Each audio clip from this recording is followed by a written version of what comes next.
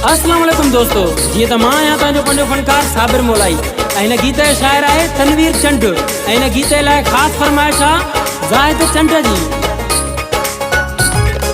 तुरी बुकायो जानी करे मेरे बानी लिफ्ट जो असां के नहीं गिनोर क्यों। तुरी बुकायो जानी करे मेरे बानी लिफ्ट जो असां के नहीं गिनोर क्यों।